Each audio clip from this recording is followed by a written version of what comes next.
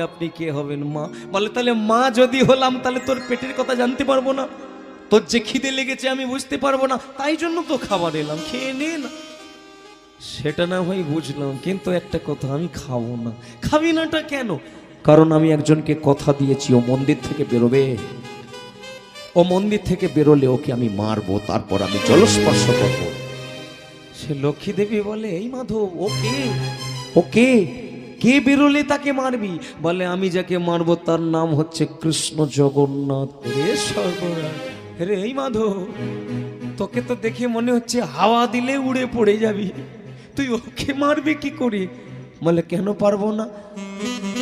বলে মারতে গেলে কি দরকার? ক্ষমতা দরকার, আর ক্ষমতা পেতে গেলে খাবারের দরকার। তুই খাবার খাবি না, মারবি কি করে? আগে ভালো করে খা, খেয়ে একদম বল করে নে, শক্তপোক্ত হো, তবে তো তুই মারবি।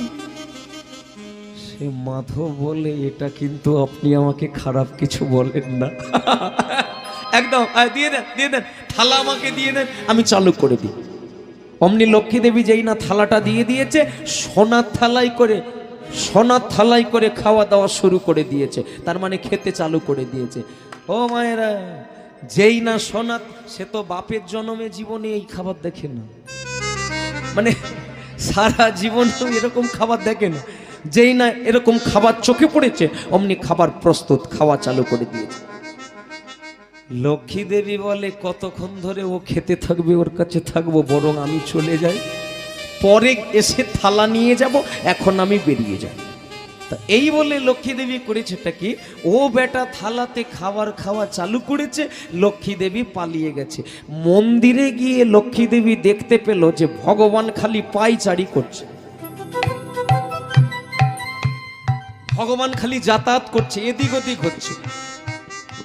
তো লক্ষ্মী দেবী মনে মনে শুধু চিন্তা ভাবনা করছে যে কি হলো, এখন তো সকাল হয় না, তাহলে ভগবান কেন এদিক ওদিক হচ্ছে? যেই না এদিক ওদিক হচ্ছে, বলে প্রভু এখনো তো মানে মর্নিং ওয়াকের টাইম হয় না। আপনি ভগবান বলে, লক্ষ্মী এটা কি এখন হাস্য কৌতুক টাইম? তুমি আসল কথা বলো, আমার ভক্ত খেয়েছে? বলে প্রভু কোন জেলখানায় পাঠিয়েছিলে? শুধু ধরা পড়তে পড়তে বেঁচে গিয়েছি কোনো ক্রম। বলে কেন? বলে ওই একটার পর একটা কত রকম কথা বলে, খুবই এসেছো ওই মন্দির থেকে, তাই না? বলে তারপর কি বললো, তুমি বলে দিয়েছো? বলে না না, কোনো রকম বেঁচে গিয়েছি। ভক্তমণ্ডলী মায়েরা, লক্ষ্মী দেবী বলে, ভগবান জিজ্ঞাসা করছে তাহলে ও খেয়েছে? লক্ষ্মী দেবী বলে, খাবার চালু করেছে, আমি পালিয়ে এসেছি, থালা পরে আনবো।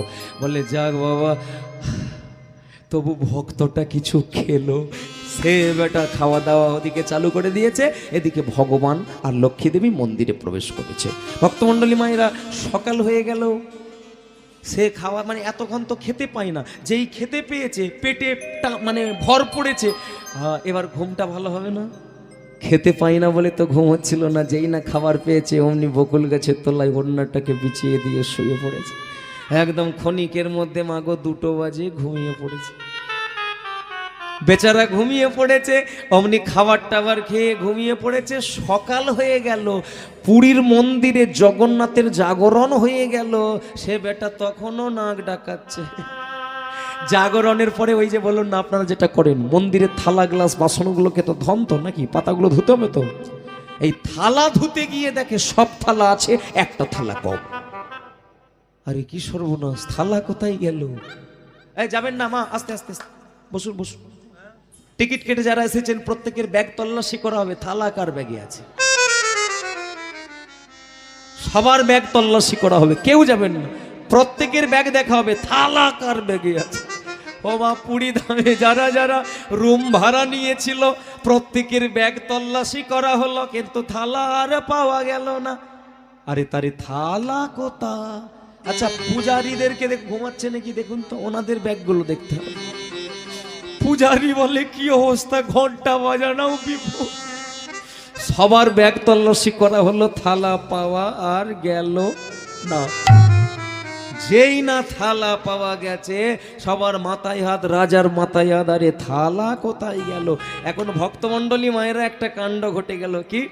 ওই সে মাধব যেখানে ঘুমাচ্ছিল, ওই যে এখন একটা নতুন রেয়াজ আছে না, বলুন না, সকাল হলে সেই সব গ্রামের লোকেরা